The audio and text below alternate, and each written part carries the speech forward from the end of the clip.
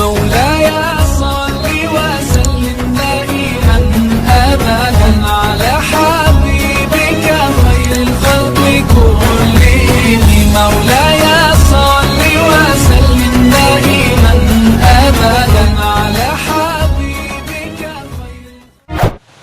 Assalamualaikum warahmatullahi wabarakatuh. Waalaikumsalam warahmatullahi wabarakatuh. Alhamdulillah ya, pada pertemuan kali ini kita masih diberi kesehatan, hidayah serta kemampuan kesehatan dalam masa pandemi Covid ini. Kita masih diberi nikmat dari Allah Subhanahu wa taala.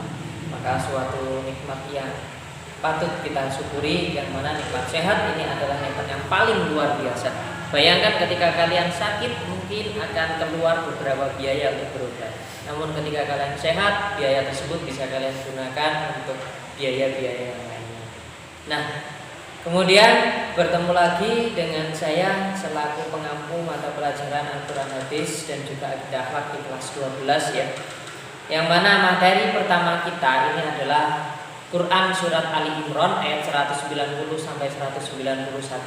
Itu membicarakan tentang berpikir kritis. Dan surat yang kedua adalah Quran surat Ali Imran ayat 159. Itu menerangkan terkait dengan bersikap demokratis. Nah, itu sebetulnya satu rangkaian atau satu materi, satu kompetensi dasar. Namun sumber belajar kalian itu ada di buku paket kelas 12, buku paket PAI kelas 12. Di situ terbagi menjadi dua bab. Ada bab tersendiri terkait bab berpikir kritis, ada bab sendiri terkait dengan bab bersikap demokratis. Padahal dua itu adalah satu rangkaian materi, satu kompetensi dasar. Maka untuk belajar, untuk mempelajarinya kita jadikan satu saja. Nah, yang pertama terkait dengan materi berpikir kritis. Itu apabila di buku paket ada di halaman 41. Nah, di halaman 41 yang mana karena ini adalah Al-Quran Hadis, maka acuan kita belajar kita harus melihat ayatnya yang membahas tentang materi, yaitu Quran surat Ali Imran ayat 190 sampai 191. Ayatnya menerangkan Bismillahirrahmanirrahim. Inna fi khalqis samawati wal ardh. Sesungguhnya dalam penciptaan langit dan bumi. Siapa yang menciptakan langit dan bumi? Sudah pasti adalah Tuhan kita, yaitu Allah Subhanahu wa taala. Wahtilafil laili wan nahar, dan pergantian malam dan juga siang. Jadi silih bergantinya siang dan juga malam, maha teraturnya Allah, maha besarnya Allah menciptakan langit dan bumi ini, kemudian diatur seteratur mungkin sehingga pergantian siang dan malam itu sesuai dengan rotasi buminya, dan itu diatur sesuai dengan keteraturan tata surya.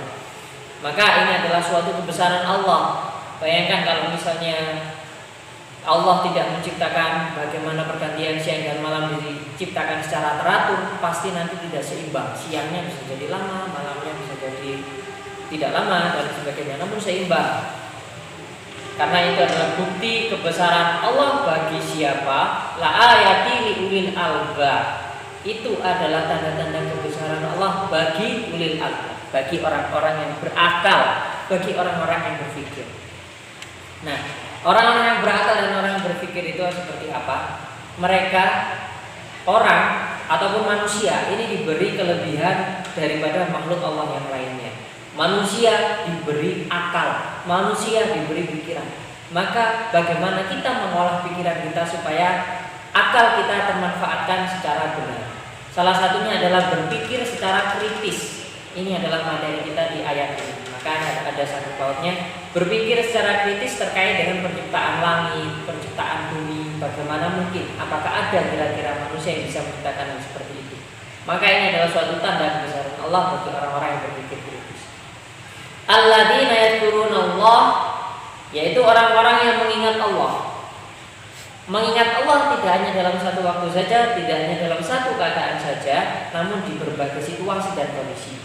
Yaitu qiyama wa qu'udan, ketika dia berdiri, ketika dia duduk, wa ala junubihim, dan juga ketika dia berbaring.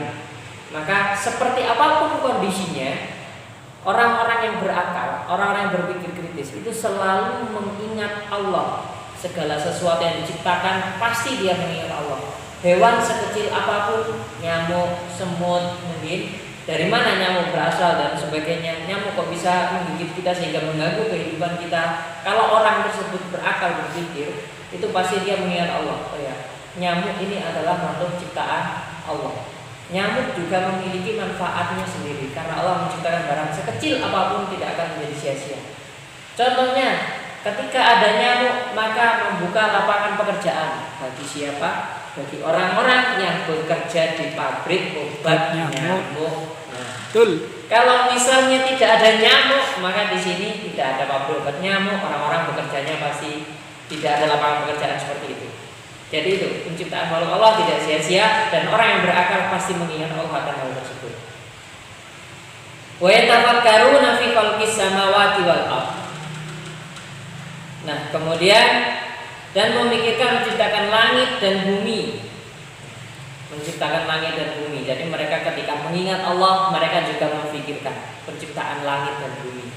Kalau sudah berpikir kritis tentang penciptaan langit dan bumi, dibarengi dengan mengingat Allah, maka dia pasti akan berpendapat bahwa memang seluruh dunia ini adalah ciptaan Allah. Tapi kalau dia cuma berpikir kritis tok, tidak dibarengi dengan mengingat Allah, bisa jadi dia menjadi seorang yang tidak mengakui adanya Allah. Yang mungkin ilmuwan-ilmuwan tersebut berpendapat bahwa dunia ini ada dengan sendirinya, dengan penciptaan begini-begini dan seperti itu.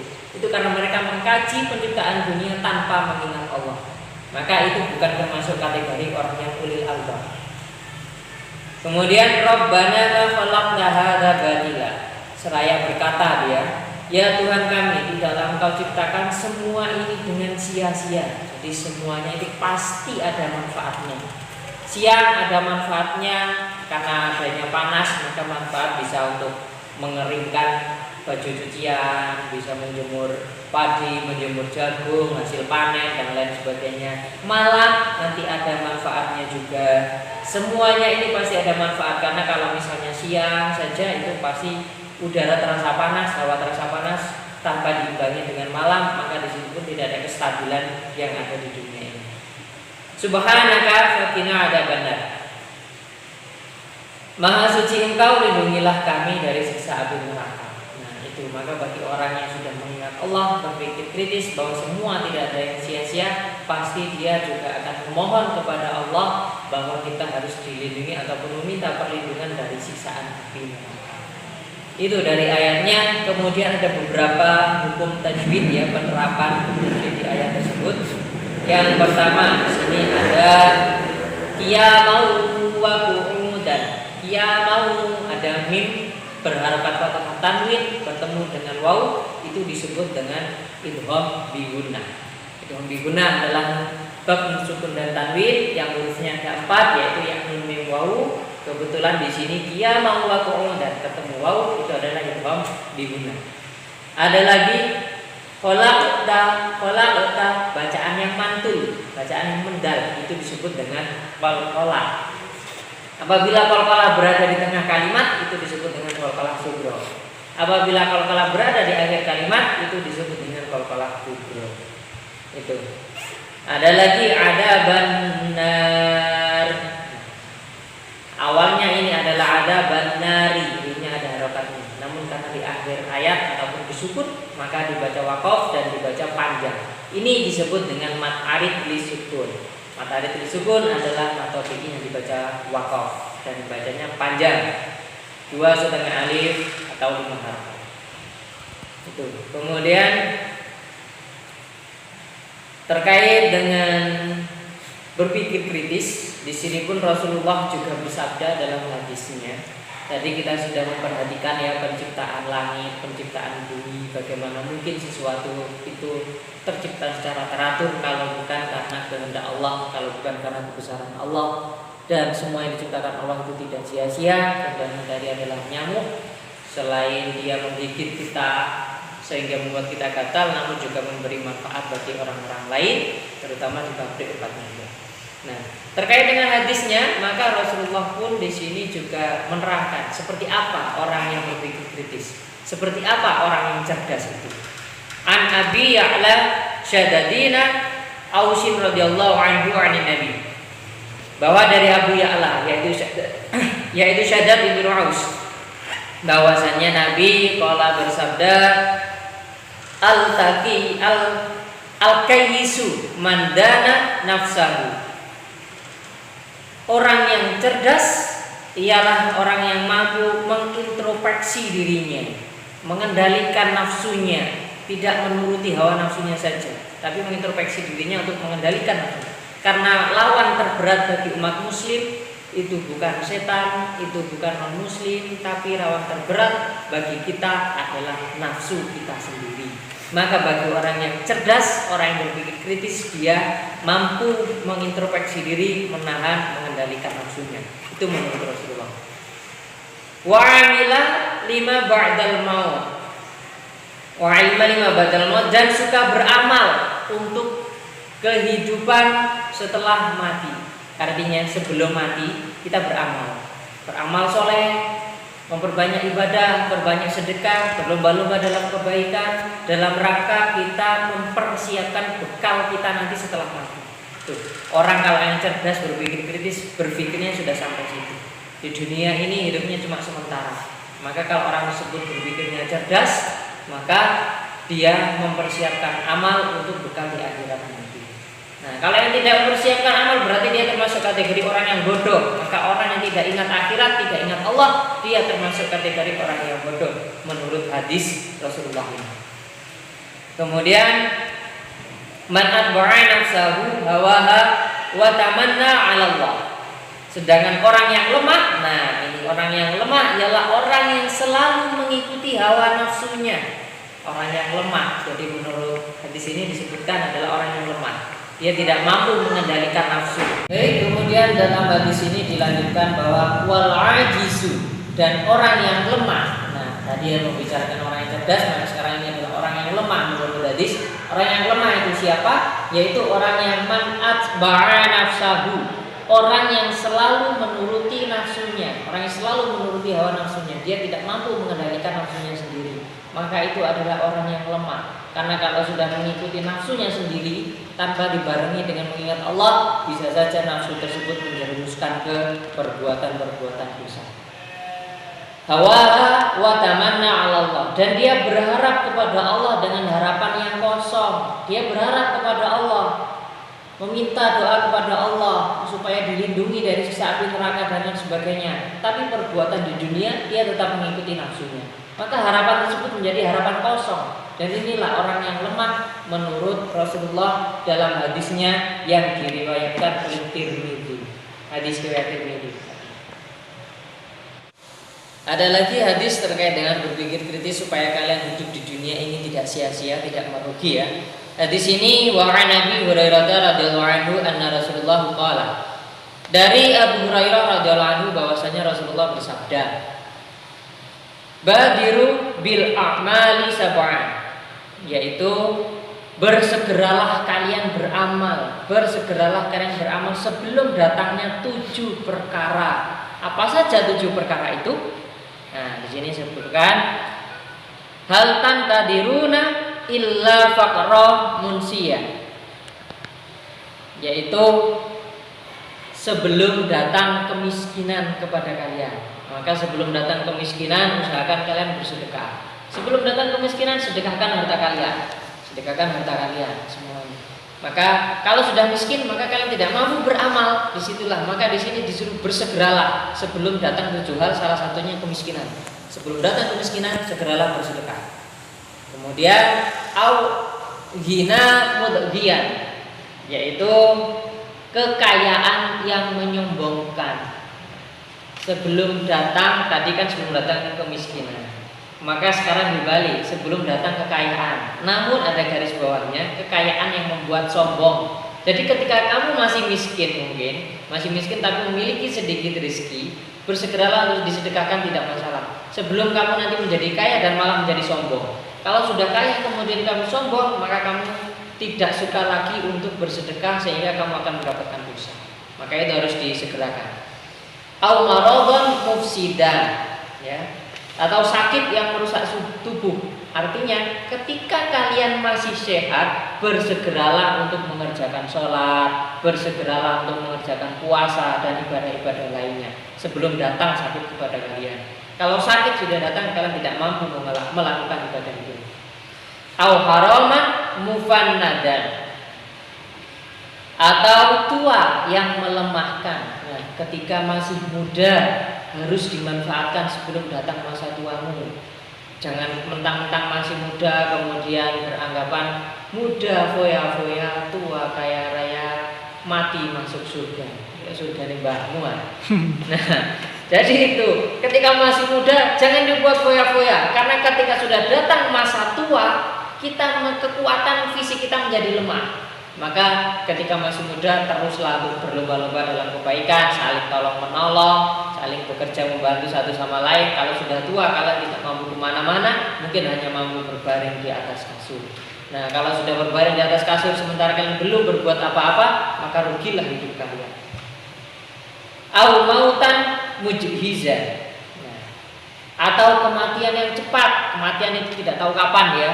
Jangan mentang-mentang masih muda kemudian alah matiku sik suwe. Pak saya kita buat dosa sik sampeyan wis tuwek tobat ya sik urip. Nah, maka harus kita siapkan karena kematian itu kapan saja datang. Manfaatkan masa hidupmu sebelum datang kematianmu. Jadi kalau sudah mati kamu tidak akan mampu memperbaiki amalmu lagi. Kalau sudah banyak berdosa akan disiksa. Maka sebelum banyak dosa dan sebelum mati, manfaatkan ketika hidup dibuat untuk beribadah. Awid dajjal, atau datangnya dajjal yang kalian tunggu. Nah, kalau sudah datang dajjal, kalian akan dipengaruhi dengan fitnah, akan dipengaruhi dengan ajaran-ajaran dajjal. Kalau tidak mau mengikuti dajjal, kalian akan disiksa. Maka sebelum datangnya dajjal, segeralah beramal soleh. Fasaru aibi yumbaru. Karena dajjal itu adalah seburuk-buruknya makhluk. Seburuk itu ratunya setan, rajanya setan itu. Maka seburuk-buruk makhluk jangan sampai berbuat amal baik itu kita tidak disegerakan sampai dajjal datang. Itu sangat menyiksa bagi kita nantinya ketika dajjal sudah datang. Awisa, atau kalian menunggu kiamat. Ya terlambat kalau kalian mau berbuat baik ketika kiamat.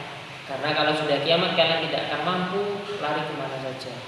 Wasa itu adalah wa amah. Padahal hari kiamat itu adalah bencana terbesar yang itu sangat terpahit deritanya. Jadi sebelum datang beberapa perkara itu tadi, segeralah untuk beramal saleh. Itu adalah ciri-ciri orang yang berpikir kritis. Dia sudah berpikir visioner ke depan. Artinya dia sudah mempersiapkan kehidupan untuk bekal akhiratnya. Nah, manfaat dari berpikir kritis ini, maka dia yang pertama pasti dapat menangkap hikmah dari semua ciptaannya Allah. Kemudian dapat mengoptimalkan pemanfaatan alam untuk kepentingan umat manusia. Jadi menjaga lingkungan kalau sudah berpikir kritis.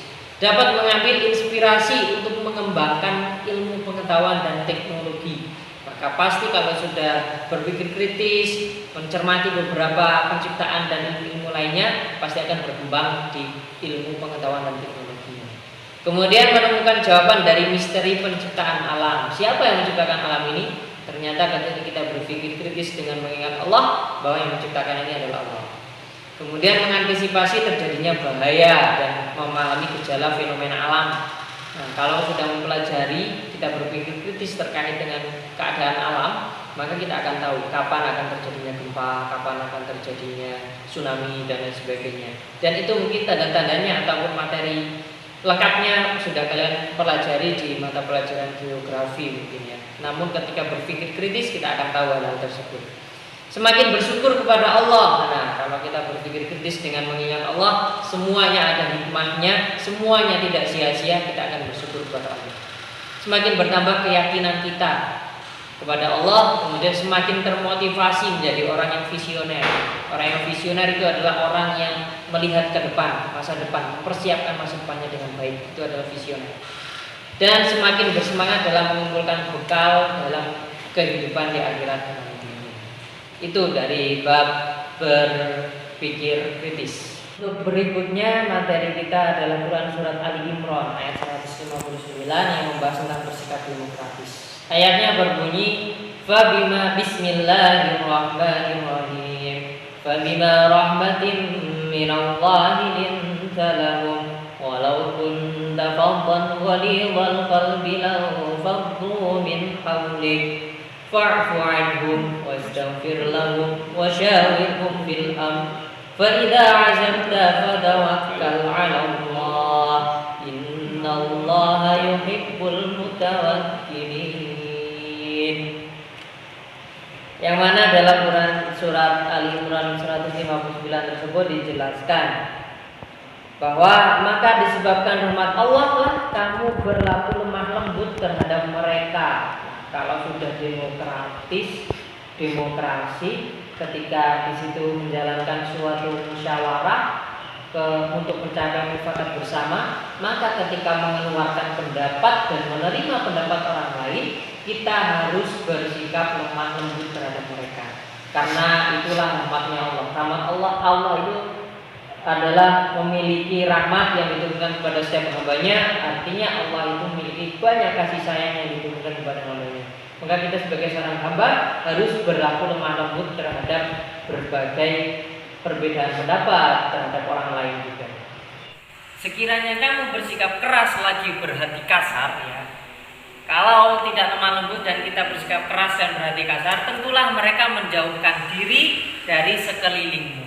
Nah, kalau misalnya dalam bersikap demokrasi dan bermusyawarah, kemudian di situ kalian memiliki sikap yang angkuh, yang kekeh terhadap pendapatnya sendiri, keras terhadap pendapatnya sendiri, maka pasti orang-orang tidak menyukainya.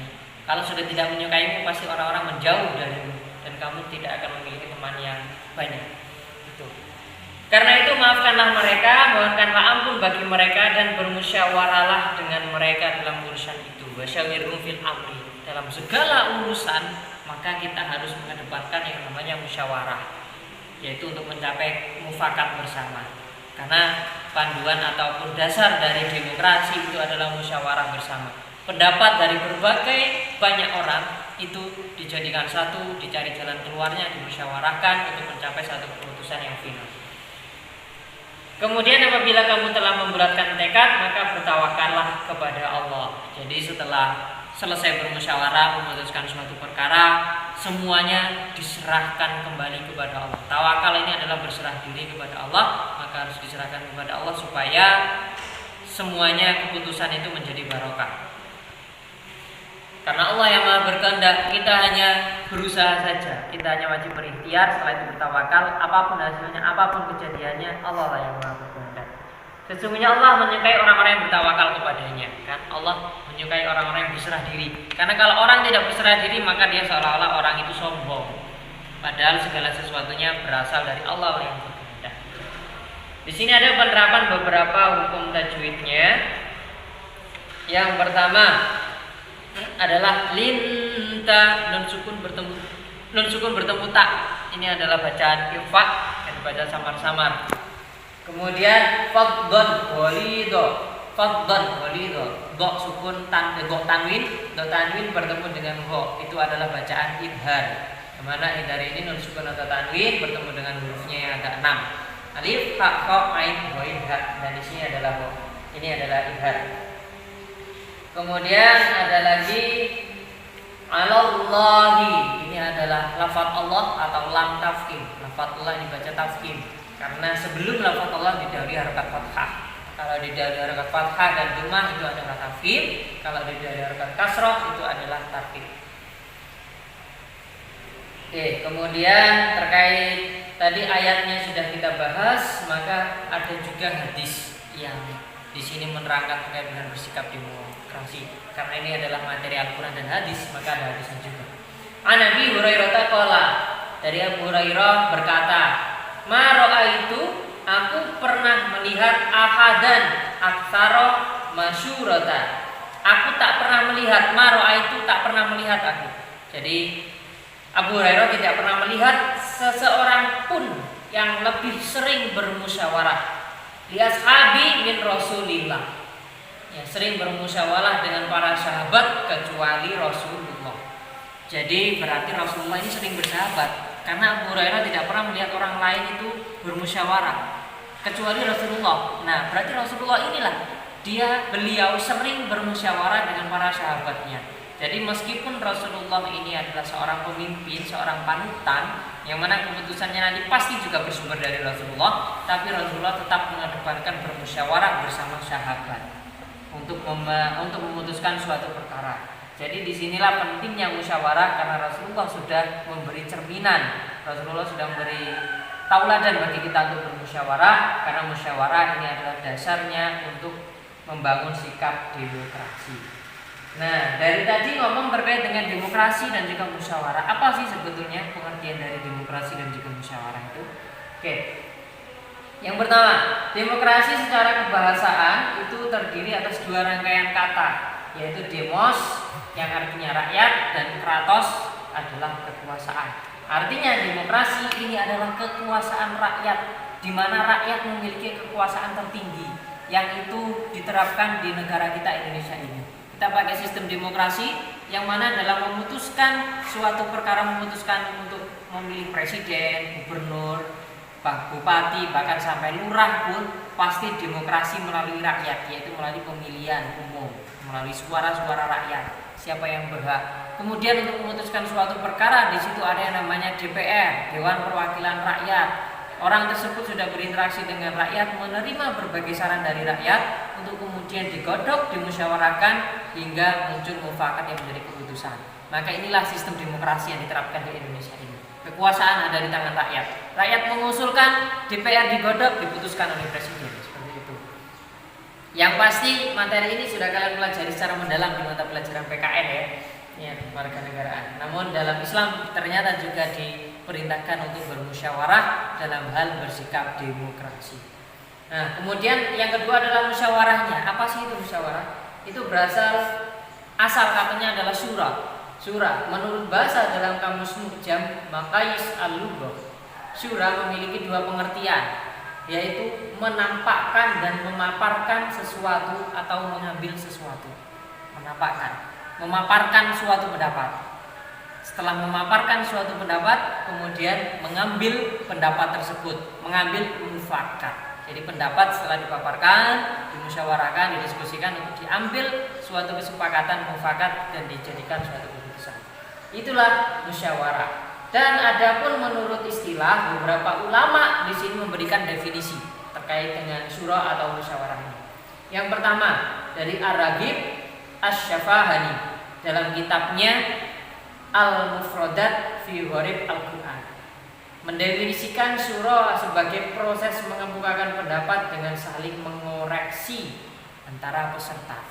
Mengemukakan pendapat, setelah pendapatnya dikemukakan dikoreksi oleh peserta yang lain, sehingga di situ didiskusikan, muncullah satu keputusan yang paling bagus. Menurut Ar-Raghib Al-Asfahani. Kemudian yang kedua menurut Ibnu Al-Arabi Al-Maliki dalam Ahkam Al-Quran, mendefinisikan bahwa musyawarah itu berkumpul untuk meminta pendapat, saling mengeluarkan pendapat yang dimiliki. Jadi musyawarah itu kegiatannya kumpul dan mengeluarkan pendapat. Itu menurut Ibnu Al-Arabi. Kemudian definisi surah yang diberikan oleh pakar fikih kontemporer. Nah, ini berarti beberapa ulama ya. Dalam Asy-Syura fi Zilli Nizam Al-Hukum Al-Islami, di antaranya di sini adalah proses menelusuri pendapat para ahli dalam suatu permasalahan untuk mencapai solusi yang mendekati kebenaran. Jadi pendapat-pendapat dikeluarkan, kemudian dicari solusi untuk mendapatkan solusi mana yang paling mendekati dengan kebenaran. Karena kebenaran yang paling hak itu adalah milik Allah. Maka di sini kita bisa mencari yang paling mendekatinya. Lalu di mana titik temu antara demokrasi dan musyawarah ini? Titik temu antara demokrasi dan musyawarah, dasarnya itu adalah musyawarah. Berkumpul, mengemukakan pendapat, dicari solusi yang paling mendekati kebenaran, maka itulah yang disebut dengan sistem demokrasi. Jadi kalau demokrasi sudah pasti diselesaikan dengan musyawarah. Kalau kita sudah bermusyawarah, berarti kurang lebih namanya adalah memakai sistem demokrasi. Jadi itu terkait dengan sikap demokrasi. Kurang lebihnya itu materi bab pertama kita terkait dengan Al-Quran dan hadis. Bisa kalian pelajari lebih lengkap lagi di buku paket ya. Mulai dari halaman 40 sampai 83 ini. Di buku paket ada 2 bab, namun sebetulnya itu satu rangkaian, yaitu satu bab di buku paket PAI kelas 12. Sekian dari saya, kurang lebihnya mohon maaf. Wassalamualaikum warahmatullahi wabarakatuh. Waalaikumsalam.